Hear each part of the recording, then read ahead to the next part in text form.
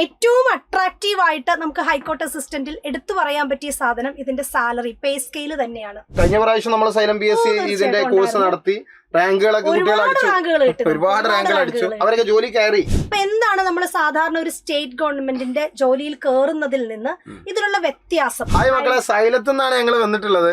ഒരു സന്തോഷ വാർത്തകൾ അറിയിക്കാൻ വന്നതാണ്. നമ്മളെ ഹൈക്കോർട്ട് അസിസ്റ്റന്റിന്റെ നോട്ടിഫിക്കേഷൻ ഇതാ വരാൻ പോവുകയാണ്. അപ്പൊ ഒരുപാട് കുട്ടികൾ ഹൈക്കോർട്ട് അസിസ്റ്റന്റിന് വേണ്ടി പഠിക്കാനിരിക്കുന്നുണ്ട് കേരളക്കരയില്, അല്ലേ ടീച്ചറെ? അപ്പൊ അവർക്കൊക്കെ സന്തോഷ വാർത്തയായിട്ടാണ് ഞങ്ങൾ എത്തിയിട്ടുള്ളത്. നമ്മൾ ഹൈക്കോർട്ട് അസിസ്റ്റന്റിന്റെ ബാച്ച് നമ്മളെ സൈലത്തിൽ തുടങ്ങാൻ പോവുകയാണ്. അതിന്റെ നോട്ടിഫിക്കേഷൻ ഇതാ കുറച്ച് കഴിഞ്ഞാൽ ഇതാ വരാൻ പോവുകയാണ്. അപ്പോൾ നമുക്കറിയാം, ഈ ജോബിനെ കുറിച്ചൊക്കെ അറിയാം. മോസ്റ്റ് പ്രസ്റ്റീജിയസ് ആൻഡ് റെസ്പെക്റ്റഡ് ജോബാണ്. നമുക്കറിയാലോ, അത്രയും ഒരു എല്ലാവരും ഭയങ്കര ബഹുമാനത്തോടു കൂടി നോക്കി കാണുന്ന ഒരു ജോബാണ്. അതേപോലെ തന്നെ അട്രാക്റ്റീവ് പേ ആൻഡ് ബെനിഫിറ്റ്സും കാര്യങ്ങളൊക്കെ ഇതിലുണ്ട്. ചുരുങ്ങിയത് നല്ല സാലറി ഒക്കെ ലഭിക്കാൻ പറ്റുന്ന ഒരു തീർച്ചയായിട്ടുള്ള ഒരു ജോബ് തന്നെയാണ്. അപ്പൊ അതിന്റെ ബാക്കിയുള്ള ഫീച്ചേഴ്സിലേക്കൊക്കെ നമുക്കൊന്ന് പോകാം. അപ്പോൾ നിങ്ങൾ എന്ത് ചെയ്യണ്ട, വരാനിരിക്കുന്ന ഹൈക്കോർട്ട് അസിസ്റ്റന്റിന് വേണ്ടി നല്ലോണം പഠിച്ച് പ്രിപ്പയർ ആയി തുടങ്ങണം. നമ്മളെ സൈലത്തിന്റെ കൂടെ കൂടുതൽ കാര്യങ്ങളൊക്കെ നമുക്ക് ഇതിലെ ഫീച്ചേഴ്സ് നമുക്കൊന്ന് അറിയാട്ടോ. അത് നമുക്കറിയാം അല്ലേ, ഇതിന്റെ സ്കെയിൽ ഓഫ് പേ ആണ്. സ്കെയിൽ ഓഫ് പേ ടീച്ചർ പറയും. ടീച്ചറെ ഒന്ന് പറഞ്ഞു കൊടുത്തില്ല അതിന്റെ സ്കെയിൽ ഓഫ് പേ എന്തായിരിക്കും? അപ്പൊ പലരുടെയും സ്വപ്ന ജോലിയാണ് അല്ലെ ഹൈക്കോർട്ട് അസിസ്റ്റന്റ് എന്ന് പറയുന്നത്. അതായത് ഡിഗ്രി കഴിഞ്ഞ ഏതൊരാൾക്കും സ്വപ്നം കാണാൻ പറ്റുന്നത്, ഏറ്റവും നല്ല ഒരു കേഡറിലേക്ക് നിങ്ങൾക്ക് എത്തിപ്പെടാൻ പറ്റുന്ന ഒരു സ്വപ്ന ജോലിയാണ് ഹൈക്കോർട്ട് അസിസ്റ്റന്റ് എന്ന് പറയുന്നത്. നമ്മൾ ഏതൊരു ജോലിക്ക് അപ്ലൈ ചെയ്യുമ്പോഴും നമ്മൾ ആദ്യം നോക്കുന്നത് എന്താണ്, നമ്മുടെ സാലറി ഇത്രയായിരിക്കും എന്നുള്ളതാണ്, അല്ലേ സാറേ? തീർച്ചയായിട്ടും അതെ. അപ്പം ഏറ്റവും അട്രാക്റ്റീവ് ആയിട്ട് നമുക്ക് ഹൈക്കോർട്ട് അസിസ്റ്റന്റിൽ എടുത്തു പറയാൻ പറ്റിയ സാധനം ഇതിന്റെ സാലറി പേ സ്കെയിൽ തന്നെയാണ്. നിങ്ങൾക്ക് കാണുമ്പോഴേ അറിയാം, 39,300 മുതൽ 83,000 വരെ എന്ന് പറയുമ്പോൾ സ്റ്റാർട്ടിങ്ങിൽ കയറുന്ന ഒരാൾക്ക് ഏകദേശം ഒരു 43,000 44,000 രൂപയോട് അടുപ്പിച്ച് നിങ്ങളുടെ കയ്യിലേക്ക് കിട്ടുന്നതാണ്. തീർച്ചയായിട്ടും ആദ്യം പ്രവേശിക്കുന്ന ഒരാൾക്ക് സ്വപ്ന സാലറി തന്നെയാണ് അതെന്ന് പറയുന്നത്. അതുപോലെ തന്നെ ഇതിന്റെ വാലിഡിറ്റി എന്ന് പറയുന്നത്, എക്സാമിന്റെ റിസൾട്ട് വന്നു കഴിഞ്ഞാൽ 2 വർഷത്തേക്കാണ് ഇതിന്റെ വാലിഡിറ്റി എന്ന് പറയുന്നത്. 2 വർഷം കൂടുമ്പോ ഇങ്ങനെ വിളിക്കുന്ന 2 വർഷം കൂടുമ്പോ വിളിച്ചുകൊണ്ട് കഴിഞ്ഞ പ്രാവശ്യം നമ്മൾ സൈലം PSC ഇതിന്റെ കോഴ്സ് നടത്തി റാങ്കുകളൊക്കെ ഒരുപാട് റാങ്കുകൾ അടിച്ചു, അവരൊക്കെ ജോലി കയറി. പിന്നെ തീർച്ചയായിട്ടും അതുപോലെ തന്നെ ഏജ് ലിമിറ്റ് സാറേ നമുക്കറിയാം എന്തായിരിക്കും, എപ്പോഴും പറയുന്നത് പോലെ തന്നെ 36 വയസ്സാണ്. അതും ജനറൽ കാറ്റഗറിയാണ്. നമുക്കറിയാം നോട്ടിഫിക്കേഷൻ വരുന്നേ ഉള്ളൂ. അപ്പൊ OBC-ക്കും SC ST-ക്കും ഉള്ളത് ആ നിയമാനുസൃതമായ ഇളവുകൾ തീർച്ചയായിട്ടും 3 വർഷങ്ങളും കൂട്ടി കിട്ടും. 3 അതുപോലെ തന്നെ SC ST 5 വർഷവും തന്നെയാണ് സാധ്യത. അത് നോട്ടിഫിക്കേഷൻ വരണം, എന്നാലേ വ്യക്തമായിട്ട് നമുക്ക് പറയാൻ പറ്റുള്ളൂ. ഇത് ജനറൽ കാറ്റഗറിയാണ് 36 ഏജ് എന്ന് പറയുന്നത്. പിന്നെ സാറേ ഏറ്റവും അട്രാക്റ്റീവ് ആയിട്ടുള്ളത് പറഞ്ഞു, ക്വാളിഫിക്കേഷൻ ആണ്. ക്വാളിഫിക്കേഷൻ നമുക്കറിയാലോ, ഹൈക്കോർട്ട് അസിസ്റ്റന്റ് ആണ് പോസ്റ്റ്. അപ്പൊ എന്തായാലും ഒരു ക്വാളിഫിക്കേഷൻ PSC വെക്കും. ക്വാളിഫിക്കേഷൻ വെച്ചിട്ടുള്ളത് നിങ്ങൾക്കൊക്കെ ഡിഗ്രി ഉണ്ടെങ്കിൽ, UG ഉണ്ടെങ്കിൽ അതിന് 50% മാർക്ക് വേണം. ഏത് ഡിഗ്രി ആയിക്കോട്ടെ ടീച്ചറെ, ഇംഗ്ലീഷ് ആകട്ടെ, ഇക്കണോമിക്സ് ആകട്ടെ, പൊളിറ്റിക്സ് ആകട്ടെ, ഏതും ആകട്ടെ, ഫിസിക്സ് കെമിസ്ട്രി ഏതും ആകട്ടെ, അതിൽ 50% മാർക്ക് നിർബന്ധമായിട്ടും UG ഉണ്ടെങ്കിൽ വേണം. ഇനി നിങ്ങൾക്ക് 50% മാർക്ക് ഇല്ലെങ്കിൽ ആ ഒരു ഡിഗ്രിയിൽ നിങ്ങൾക്ക് മാസ്റ്റേഴ്സ് ഡിഗ്രി ഉണ്ടായാലും മതി. മാസ്റ്റേഴ്സ് ആയാലും മതി, PG അതിന്റെ PG ഉണ്ടായാലും മതി. PG മതി, അതിന്റെ മാർക്ക് പറയുന്നില്ല, PG ഉണ്ടായാൽ മതി. ഇനി ഇതൊന്നും ഇല്ല, നിങ്ങൾ LLB-കാരാണോ വക്കീലാണോ അത് മതി.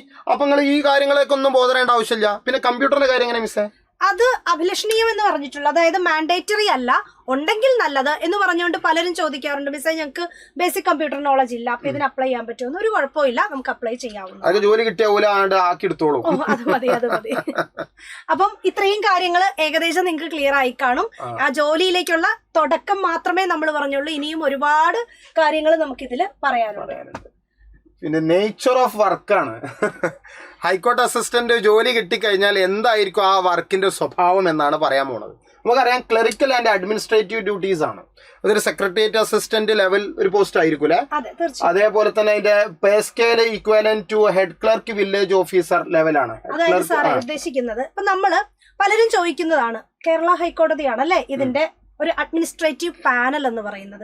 അപ്പൊ എന്താണ് നമ്മൾ സാധാരണ ഒരു സ്റ്റേറ്റ് ഗവൺമെന്റിന്റെ ജോലിയിൽ കയറുന്നതിൽ നിന്ന് ഇതിലുള്ള വ്യത്യാസം എന്ന് പലരും ചോദിക്കാറുണ്ട്. നമുക്കറിയാം, ഇപ്പൊ സാർ നമ്മൾ LDC കയറുന്നു. LDC കയറി കഴിഞ്ഞാൽ കുറെ നാള് കഴിഞ്ഞിട്ട് പ്രൊമോഷൻ വൈസ് ഒക്കെ ആയി കഴിഞ്ഞിട്ടാണ് നമ്മൾ ഒരു ഹെഡ് ക്ലർക്ക് അല്ലെങ്കിൽ ഒരു വില്ലേജ് ഓഫീസിൽ നമ്മൾ ക്ലർക്കായിട്ട് കയറിയാൽ കുറേ വർഷം എടുക്കും അല്ലെ നമ്മളൊരു വില്ലേജ് ഓഫീസർ ആകാൻ. പക്ഷെ ഹൈക്കോർട്ട് അസിസ്റ്റന്റ് ആയിട്ട് നമ്മൾ കയറുമ്പം നമ്മൾ കയറുന്നത് തന്നെ എന്താണ്, ഒരു വില്ലേജ് ഓഫീസർ ലെവലിൽ അല്ലെങ്കിൽ ഒരു ഹെഡ് ക്ലർക്ക് ലെവലിലുള്ള സാലറി പേ സ്കെയിലാണ് നിങ്ങൾ കയറുന്നത് എന്ന് പറയുമ്പോൾ ആദ്യം തന്നെ ആ ഒരു പേ സ്കെയിലാണ് നമ്മൾ കയറുന്നത്. അതാണ് ഇത് രണ്ടും തമ്മിലുള്ള ഏറ്റവും വലിയ ഡിഫറൻസ്. പിന്നെ ഒരു കാര്യം നമ്മൾ പറയാൻ വിട്ടുപോയി മിസ്സേ, നമ്മൾ ഡിഗ്രി എന്ന് പറഞ്ഞല്ലോ, അപ്പൊ കേരളത്തിലെ ഏതെങ്കിലും യൂണിവേഴ്സിറ്റി അംഗീകരിച്ച ഡിഗ്രി ആയിരിക്കണം. അത് തീർച്ചയായിട്ടും ഉണ്ടാവും. ഇപ്പൊ നിങ്ങൾ തമിഴ്നാട്ടിൽ ഡിഗ്രി ചെയ്തോ PG ചെയ്തോ ഒന്നും പ്രശ്നമില്ല, പക്ഷെ അതിന്റെ ഈക്വലൻസിങ് ഒക്കെ നിങ്ങളെ കയ്യിൽ ഉണ്ടായിരിക്കണം. ഏതെങ്കിലും കേരളത്തിലെ ഏതെങ്കിലും ഒരു യൂണിവേഴ്സിറ്റി ഈക്വലൻസി തന്നിട്ടുണ്ടെങ്കിൽ അതും ഈ കോഴ്സ് അപ്ലൈ ചെയ്യാൻ പറ്റും എന്നാണ് പറയാനുള്ളത്. പിന്നെ വർക്കിംഗ് അവേഴ്സ് കോടതി ടൈമാണ് നമുക്കറിയാം അല്ലെ, 10 to 4:30 എടുത്തു പറയാനുള്ള ഒരു കാര്യം, എല്ലാ ഹോളിഡേയ്സും ഇവർക്ക് കിട്ടും. Onam holidays, Christmas holidays, summer holidays എല്ലാം കിട്ടും. ടീച്ചർമാരുടെ പോലെ തന്നെ എല്ലാം കിട്ടും. ഇനി ആ സമയത്ത് ജോലി ചെയ്യണമെങ്കിൽ ജോലി ചെയ്തുകൊണ്ട് നമുക്കിത് എന്താക്കി മാറ്റാം, സാലറി ആയിട്ട് അല്ലെങ്കിൽ പേ ആയിട്ട് മാറ്റാവുന്നതാണ്. അപ്പൊ ഇതുപോലെ ഒരുപാട് ആനുകൂല്യങ്ങളൊന്നും ജോലി ഉണ്ടാവില്ല, പക്ഷെ പേര് 10 മണി മുതൽ 4:30 മണി വരെ എന്നാണ്. അതാണ് പൊതുവായൊരു സ്വഭാവം എന്ന് പറയുന്നത്. പിന്നെ റിട്ടയർമെന്റ് ഏജ്, ജോലി കിട്ടണം, നിങ്ങളൊക്കെ 36 ഈ ജനറൽ കാറ്റഗറിന്റെ അത് കൊടുത്തിട്ടുള്ളത്, കട്ട് ഓഫ് കൊടുത്തിട്ടുള്ളത്. അപ്പോ 60 വയസ്സ് വരെ നിങ്ങൾക്ക് ആ കോടതിയിൽ ഇങ്ങനെ ഇരിക്കാം. പറഞ്ഞത് മനസ്സിലായല്ലോ. അതിനിടയ്ക്ക് നിങ്ങള് ഒരു LLB ഒക്കെ എടുത്തു കഴിഞ്ഞാല് അതും ഇവർക്ക് പ്രൊമോഷന് ബെനിഫിറ്റ് ആണ്. ജഡ്ജി വരെയൊക്കെ ആകാന്നൊക്കെ കേൾക്കണുണ്ട്. അടുത്തത് സാറ് പറഞ്ഞതുപോലെ എന്താണ് ഇതിന്റെ, എല്ലാവരും പറയുന്നതാണ് പ്രൊമോഷൻ സാധ്യതകൾ ഒരുപാട് ഉണ്ട് എന്ന് പറയുന്നുണ്ട്. എന്താണെന്നുള്ളത് നിങ്ങൾക്ക് കാണാം അല്ലെ, നമ്മൾ അസിസ്റ്റന്റ് ആയിട്ടാണ് കയറുന്നത്, ഹൈക്കോർട്ട് അസിസ്റ്റന്റ് ആയിട്ട് കയറുന്നു. അതിനുശേഷം നിങ്ങൾ സീനിയർ ഗ്രേഡ് അസിസ്റ്റന്റ് ആകുന്നു, അതിനുശേഷം അസിസ്റ്റന്റ് സെക്ഷൻ ഓഫീസർ ആകുന്നു. ഇത് മൂന്നും നിങ്ങൾക്ക് പടിപടിയായിട്ട് കിട്ടുന്ന സ്ഥാനക്കയറ്റം. വേറൊരു കാര്യം, ഇതൊക്കെ ആകണമെങ്കിൽ നല്ലൊരു കോച്ചിങ് വേണം. അല്ല, അത് വേണം, അതിലേക്ക് നമ്മൾ വരുന്നുണ്ട്. അപ്പൊ ഇത് മൂന്നും എന്ന് പറയുന്നത് നിങ്ങളുടെ ആദ്യത്തെ ലെവലാണ്. ഇത് മൂന്നും ഗ്രൂപ്പ് C ആണ്. നിങ്ങൾ ഗ്രൂപ്പ് C ആയിട്ടാണ് കയറുന്നത്. ഇത് മൂന്നും ഗ്രൂപ്പ് C ആണ്. അതിനുശേഷം ഇത് ഏകദേശം ഈ ഒരു പോസ്റ്റ് 3ലേക്ക് എത്താനായിട്ട് നിങ്ങൾ ഒരു 7-8 വർഷം എടുക്കും. അത് കഴിയുമ്പോൾ നിങ്ങൾക്ക് ഒരു ജുഡീഷ്യൽ ലെവലിലുള്ള ഒരു എക്സാം ഉണ്ടാകും നിങ്ങൾക്ക്. അത് പാസ്സായി കഴിഞ്ഞാൽ നിങ്ങൾ നേരെ സെക്ഷൻ ഓഫീസർ ആകും. ഇതെന്ന് പറയുന്നത് ഗസറ്റഡ് പോസ്റ്റ് ആണ്. സെക്ഷൻ ഓഫീസർ എന്ന് പറയുന്നത് ഗസറ്റഡ് പോസ്റ്റ് ആണ്. അതിനുശേഷം നിങ്ങൾ ഫയലിംഗ് സെക്യൂരിറ്റി ഓഫീസറിലേക്ക് മാറും. അത് കഴിഞ്ഞിട്ട് ഇത് രണ്ടും നിങ്ങൾക്ക് ഗ്രേഡ് B ആണ്. അതിനുശേഷം നിങ്ങൾക്ക് പ്രൊമോഷൻ കിട്ടുന്നതാണ് അസിസ്റ്റന്റ് രജിസ്ട്രാർ. ഇവിടെ മുതല് നിങ്ങൾ ഗ്രൂപ്പ് A തസ്തികയാണ്. അങ്ങനെ നിങ്ങൾക്ക് രജിസ്ട്രാർ വരെ ആകാനുള്ള ഓപ്പർച്യൂണിറ്റിയാണ് ഇതിലുള്ളത്. അതായത് നമുക്ക് കിട്ടാവുന്നതിൽ വെച്ച്, സംസ്ഥാന ഗവൺമെന്റിൽ കിട്ടാവുന്നതിൽ വെച്ച് ഏറ്റവും വലിയ പോസ്റ്റാണ് രജിസ്ട്രാർ എന്ന് പറയുന്നത്. ഈ രജിസ്ട്രാർ ആവുമ്പോഴേക്കും എത്ര വർഷമാവും? അത് ഇത് തന്നെ ഏകദേശം ഒരു 7 വർഷത്തിന്റെ ഇടയ്ക്ക്. പിന്നെ പടിപടിയായിട്ട് എന്തായാലും നമുക്കൊരു പ്രൊമോഷൻ അതാകാൻ പറ്റും തീർച്ചയായിട്ടും. അപ്പൊ രജിസ്ട്രാറിലേക്ക് എത്താൻ പറ്റും. ഇനി പലരും ചോദിക്കുന്നൊരു ചോദ്യമുണ്ട്, ജഡ്ജി ആവാൻ പറ്റുമോ? ജഡ്ജി ആകാൻ പറ്റില്ല നമുക്ക്, പക്ഷെ മജിസ്ട്രേറ്റ് ആകാൻ മജിസ്ട്രേറ്റ് തീർച്ചയായിട്ടും ആകാൻ പറ്റും. അതിന് ഞാനിവിടെ പറഞ്ഞിരുന്നു, അസിസ്റ്റന്റ് സെക്ഷൻ ഓഫീസറായി കഴിഞ്ഞാൽ നിങ്ങൾക്ക് എന്താണ്, ജുഡീഷ്യൽ ഒരു എക്സാം ഉണ്ട്, അതിനുശേഷമാണെന്ന് പറഞ്ഞിരുന്നു. സോ വീണ്ടും അത് കഴിഞ്ഞിട്ടാണ് നിങ്ങൾ സെക്ഷൻ ഓഫീസർ ആകുന്നത്. ഇതിന്റെ ഇടയിൽ വേറൊരു ചോദ്യം ചോദിച്ചു കണ്ടിട്ടുണ്ട്, LLB ഉള്ളവർക്ക് എന്താണ് ബെനഫിറ്റ് എന്ന് ചോദിച്ചിട്ടുണ്ട്. പലരും ചോദിക്കുന്ന ഒരു കാര്യമാണ്. LLB ഉള്ളവർക്കുള്ള ബെനഫിറ്റ് എന്ന് പറയുന്നത്, ഈ 3ാമത്തെ പോസ്റ്റ് കഴിയുമ്പോൾ നമ്മൾ പറഞ്ഞു ഒരു ജുഡീഷ്യൽ എക്സാം പാസ്സാകണമെന്ന് പറഞ്ഞു. LLB ഉള്ളവരാണെങ്കിൽ ഈ എക്സാം പാസ്സാവണ്ട, അല്ലാതെ തന്നെ നിങ്ങൾക്ക് നേരിട്ട് എന്താകാൻ പറ്റും, ഗസറ്റഡ് പോസ്റ്റായ സെക്ഷൻ ഓഫീസറിലേക്ക് നിങ്ങൾക്ക് നേരിട്ട് സ്ഥാനക്കയറ്റം. അപ്പൊ പറഞ്ഞു വന്നത് LLB ഇല്ലെങ്കിൽ ജുഡീഷ്യൽ എക്സാം പാസ്സാകണം, LLB ഉണ്ടെങ്കിൽ അതിന്റെ ആവശ്യമില്ല. ഇനി വേണമെങ്കിൽ എന്ത് ചെയ്യാം, ഈ 3 പോസ്റ്റിൽ നിൽക്കുമ്പോൾ ഏകദേശം ഒരു 7 വർഷമാകും. ഇല്ലാത്തവർക്ക് വേണമെങ്കിൽ ആ 3 വർഷത്തിന്റെ ഇടയ്ക്ക് സർവീസിൽ ഇരുന്നുകൊണ്ട് LLB എടുക്കുകയും ചെയ്യാം. അപ്പൊ നിങ്ങൾക്ക് ആ പരീക്ഷ ഒഴിവായിക്കൊണ്ട് നേരെ എന്ത് ചെയ്യാം, സെക്ഷൻ ഓഫീസറിലേക്ക് കയറുകയും ചെയ്യാം. ഓക്കെ. അപ്പൊ നമ്മൾ മജിസ്ട്രേറ്റ് വരെ ആകുമെന്ന് പറഞ്ഞു. അപ്പൊ ഈ മജിസ്ട്രേറ്റിന്റെ വിഷയത്തിൽ നമ്മളിപ്പോ പൊതുവെ വക്കീലന്മാർക്കൊക്കെ കാണുന്നവരുണ്ടോ ഈ വീഡിയോ, അവർക്കൊക്കെ ഒരു കൂടുതൽ എക്സ്പ്ലനേഷൻ, ഒരു ക്ലാരിറ്റി ആവശ്യമുണ്ട്. അപ്പോൾ ടീച്ചർ ഒന്ന് ക്ലാരിറ്റി ഒന്ന് കൊടുത്തേ. അതായത് നമ്മൾ പറഞ്ഞു ഈ ഒരു എന്താണ്, ജുഡീഷ്യൽ എക്സാം പാസ്സാകണം, അല്ലാന്നുണ്ടെങ്കിൽ LLB ഉണ്ടെങ്കിൽ ആ എക്സാം പാസ്സാവണ്ടെന്ന് പറഞ്ഞു. അപ്പൊ ഏകദേശം ഈ സെക്ഷൻ ഓഫീസർ വരെ എത്തിക്കഴിയുമ്പോഴാണ് നമ്മൾ എന്ത് ചെയ്യും, ഡെപ്യൂട്ടേഷനിൽ എന്താണ്, മജിസ്ട്രേറ്റ് ആ ഒരു പോസ്റ്റിലേക്ക് നിയമിക്കും. അങ്ങനെ ഡെപ്യൂട്ടേഷൻ ആയിട്ട് അതിനുശേഷം കുറെ സർവീസ് ആ ഡെപ്യൂട്ടേഷനിൽ ഇരുന്ന് കഴിയുമ്പോൾ ഓട്ടോമാറ്റിക്കലി എന്താകും, പെർമനന്റ്ലി മജിസ്ട്രേറ്റ് എന്നൊരു പോസ്റ്റിലേക്ക് ആവും. അപ്പൊ എന്താണ്, ഹൈക്കോർട്ട് അസിസ്റ്റന്റ് ഇത്രയും ചെറിയ പ്രായത്തിൽ ഡിഗ്രി വരെ മാത്രം കഴിഞ്ഞ ഒരാള് ആരാകാനുള്ള മജിസ്ട്രേറ്റ് വരെ ആകാനുള്ള ഓപ്പർച്യൂണിറ്റി. അപ്പോ ഹൈക്കോർട്ട് അസിസ്റ്റന്റ് ഒരു ചെറിയ മീന്. അതുകൊണ്ടാണ് നമ്മൾ പറയുന്നത് സ്വപ്ന ജോലി എന്ന് പറയുന്നതിന് ഒന്ന് ശ്രദ്ധിച്ചു കഴിഞ്ഞാൽ എന്തായിട്ടിരിക്കാം, മജിസ്ട്രേറ്റ് ആയിട്ടിരിക്കാം, ചുരുങ്ങിയതൊരു സെക്ഷൻ ഓഫീസർ വരെയെങ്കിലും. ചുരുങ്ങിയത് സെക്ഷൻ ഓഫീസർ ഒന്നും അല്ല, നമ്മള് രജിസ്ട്രാർ വരെ ഇരിക്കാം. ഇതിന്റെ ഇടയ്ക്ക് ഡീവിയേറ്റ് ചെയ്ത് വേണമെങ്കിൽ എങ്ങോട്ടും പോകാം, മജിസ്ട്രേറ്റ് ആയിട്ട് പോകാം. പിന്നെ നമ്മുടെ എക്സാം പാറ്റേൺ ആണ്. എക്സാം പാറ്റേൺ എന്ന് പറഞ്ഞു കഴിഞ്ഞാൽ 3 ഘട്ടങ്ങളായിട്ടാണ് എക്സാം ഉണ്ടാവുക അല്ലേ ടീച്ചറെ? Objective 100 mark. ഒബ്ജക്റ്റീവ് എത്രയാണ്? 100 മാർക്കാണ്. അതേപോലെ ഡിസ്ക്രിപ്റ്റീവ് 60 മാർക്കാണ്.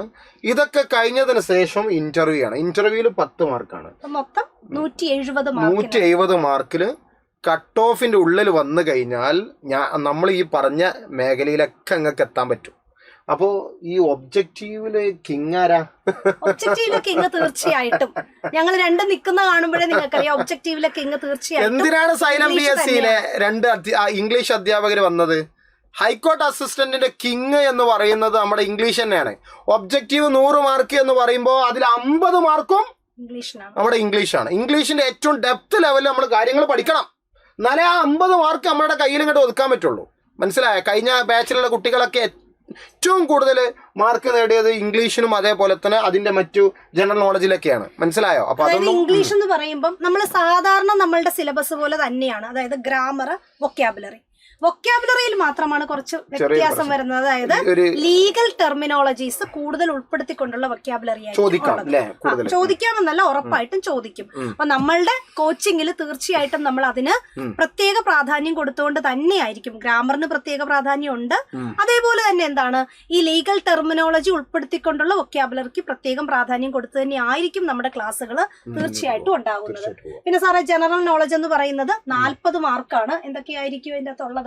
Facts about India and Kerala, അതേപോലെ തന്നെ constitution of India, general science, IT, current affairs. ഇതാണ് 50 മാർക്കിന്റെ ബാക്കി ജനറൽ നോളജ് എന്ന് പറയുന്നത്. അപ്പൊ നമ്മളൊരു സെക്രട്ടേറിയറ്റ് ലെവലിലുള്ള എക്സാം, സെക്രട്ടേറിയറ്റ് അസിസ്റ്റന്റ് അത്രയും ഡീപ്പായിട്ട് വേണ്ട, കാരണം 40 മാർക്കിനേ ഉള്ളൂ. അപ്പൊ നിങ്ങൾ ഒരു ബേസ് ലെവലിൽ എല്ലാത്തിനെയും ഒന്ന് മനസ്സിലാക്കി പോവുക. മാത്സിന്റെ കാര്യത്തിൽ പ്രത്യേകം ശ്രദ്ധിക്കുക. 10 മാർക്കേ ഉള്ളൂ. റീസണിങ്ങും മാത്സും കൂടെ, അതും നിങ്ങൾക്ക് എളുപ്പത്തിൽ എന്ത് ചെയ്യാൻ പറ്റും? സ്കോർ ചെയ്യാൻ പറ്റും. പിന്നെ ഇവിടെ പ്രത്യേകം ഓർക്കുക, സെപ്പറേറ്റ് മിനിമം ഇല്ല. അതായത് ഇപ്പൊ ഇംഗ്ലീഷിന് ഇത്ര മാർക്ക് തന്നെ വാങ്ങിച്ചിരിക്കണം, അങ്ങനെയില്ല. ടോട്ടൽ 100 മാർക്ക് വാങ്ങിച്ചാൽ മതി. അപ്പൊ നിങ്ങൾക്ക് ഗ്രിപ്പുള്ള മേഖല ഏതാണോ ആ മേഖലയിൽ നിന്ന് കൂടുതൽ പഠിച്ചുകൊണ്ട് കൂടുതൽ മാർക്കിൽ. ഇംഗ്ലീഷിന് തള്ളാൻ പറ്റൂല. ഇംഗ്ലീഷാണ് കിങ്. അതിലെ മാക്സിമം സ്കോർ ചെയ്താൽ നിങ്ങൾക്ക് റാങ്ക് ലിസ്റ്റിൽ പെടാം. അത്രേ ഉള്ളൂ. ഇന്റർവ്യൂ വരെ എത്താം. പറഞ്ഞ എസ്സേ എന്ന് പറഞ്ഞാൽ 30 മാർക്കാണ്. 30 മാർക്ക്. പിന്നെ അതേപോലെ തന്നെ reading comprehension 20 mark, precise writing 10 mark. ഇതാണ് ഡിസ്ക്രിപ്റ്റീവിന്റെ ഒരു സിലബസ് എന്ന് പറയുന്നത്. 60 മാർക്ക്. അപ്പൊ ഇതിന് സബ്ജക്റ്റുകളൊക്കെ എന്തായിരിക്കാം? അതായത് ഇപ്പൊ എസ്സേ എന്നൊക്കെ പറയുന്നത് കറന്റ് ടോപ്പിക്സ് ആയിരിക്കും. ഇപ്പൊ നമുക്ക് കറന്റ് ആയിട്ട് നിൽക്കുന്ന വിഷയങ്ങളെ പ്രതിപാദിച്ചുകൊണ്ടുള്ള ക്വസ്റ്റ്യൻസ് ആയിരിക്കും കൂടുതലും ചോദിക്കുന്നത്. പിന്നെ റീഡിംഗ് കോംപ്രിഹെൻഷൻസ് എന്ന് പറഞ്ഞാൽ നിങ്ങൾക്ക് എല്ലാവർക്കും അറിയാം, ഒരു വലിയ പാസേജ് തന്നിട്ട് അതിനെ ബേസ് ചെയ്തുകൊണ്ടുള്ള ക്വസ്റ്റ്യൻ. ഈ പാസേജും കറന്റ് ടോപ്പിക്സിനെ ബേസ് ചെയ്തുകൊണ്ട് തന്നെയായിരിക്കും. പിന്നെ പ്രൈസി എന്ന് പറയുന്നത് നമുക്കറിയാം ഒരു പാസേജിന്റെ 1/3 ആയിട്ട് എഴുതുക എന്നുള്ളത്. അപ്പൊ ഇതൊന്നും കേട്ട് നിങ്ങൾ ആരും പേടിക്കേണ്ട. ഡിസ്ക്രിപ്റ്റീവ് ഇപ്പൊ ഇംഗ്ലീഷ് ഡിസ്ക്രിപ്റ്റീവ് എഴുതാൻ ഞങ്ങൾക്ക് അത്ര വലിയ അറിവില്ല, അതൊന്നും കേട്ട് പേടിക്കേണ്ട. കാരണം ഇത് നിങ്ങൾ ആ ഒരു പാറ്റേൺ അറിഞ്ഞിരിക്കണം, എഴുതുന്നതിന്റെ പാറ്റേൺ അറിഞ്ഞിരിക്കണം, സമയം അഡ്ജസ്റ്റ് ചെയ്ത് എഴുതാൻ അറിഞ്ഞിരിക്കണം. അങ്ങനെയുള്ള കാര്യങ്ങളും പിന്നെ നമ്മളുടെ കറന്റ് ആയിട്ടുള്ള കുറച്ച് ടോപ്പിക്സിനെ പറ്റിയുള്ള ഒരു അറിവും ഉണ്ടായിരിക്കണം. അതുണ്ടെങ്കിൽ ഈ ഡിസ്ക്രിപ്റ്റീവ് വളരെ പെട്ടെന്ന് എന്ത് ചെയ്യാൻ പറ്റും? നമുക്ക് എഴുതിയെടുക്കാൻ പറ്റുന്നതാണ്. അതുപോലെ തന്നെയാണ് ഒബ്ജക്റ്റീവ് ടൈപ്പ് എക്സാം എന്ന് പറയുന്നത്. Objective test will be 100 marks. OMR answer ഷീറ്റിലാണ് 100 മാർക്കാണ് ഒബ്ജക്റ്റീവ് ടെസ്റ്റ് ഉണ്ടാകുക. OMRലായിരിക്കും പരീക്ഷ ഉണ്ടാകുക. ഡ്യൂറേഷൻ എന്ന് പറഞ്ഞാൽ 75 മിനിറ്റ് ആണ്. PSC സാധാരണ കൊടുക്കുന്ന സമയം കൊടുക്കുന്നുണ്ട് അല്ലെ, 75 മിനിറ്റ് ആണ്. അതേപോലെ തന്നെ മാർക്കിംഗ് സ്കീം പറഞ്ഞാൽ ഓരോ ക്വസ്റ്റിനും ഓരോ മാർക്കാണ് ക്യാരി ചെയ്യണത്. ഈച്ച് ക്വസ്റ്റ്യൻ ക്യാരി എന്താണ് 1 mark. For every incorrect answer 1/4 mark will be deducted. ഏതെങ്കിലും ഒന്ന് തെറ്റിക്കഴിഞ്ഞാൽ 1/4 എന്ത് ചെയ്യും? നിങ്ങൾ മാർക്ക് പോകും. കഴിഞ്ഞ പ്രാവശ്യത്തെ ടോപ്പ് സ്കോർ എന്ന് പറയുന്നത് 68 ആണ്. അതായത് ഒബ്ജക്റ്റീവിന്റെ ടോപ്പ് സ്കോർ എന്ന് പറയുന്നത് 68 മാർക്കാണ് വാങ്ങിയത്.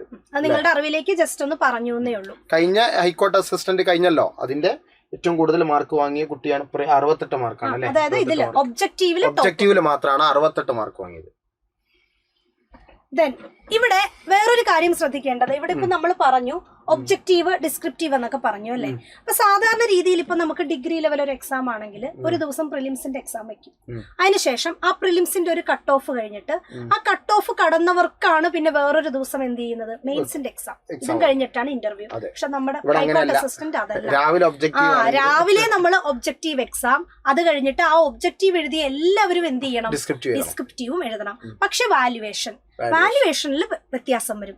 അതായത് ആദ്യം അവർ എന്തായിരിക്കും വാല്യൂ ചെയ്യുന്നത്, നമ്മളുടെ ഒബ്ജക്റ്റീവ് ആയിരിക്കും വാല്യൂ ചെയ്യുന്നത്. ആ ഒബ്ജക്റ്റീവിന് 40% മാർക്കുള്ളവരുടെ മാത്രമേ എന്ത് വാല്യൂ ചെയ്യുള്ളൂ, ഡിസ്ക്രിപ്റ്റീവിന്റെ പേപ്പർ വാല്യൂ ചെയ്യുള്ളൂ.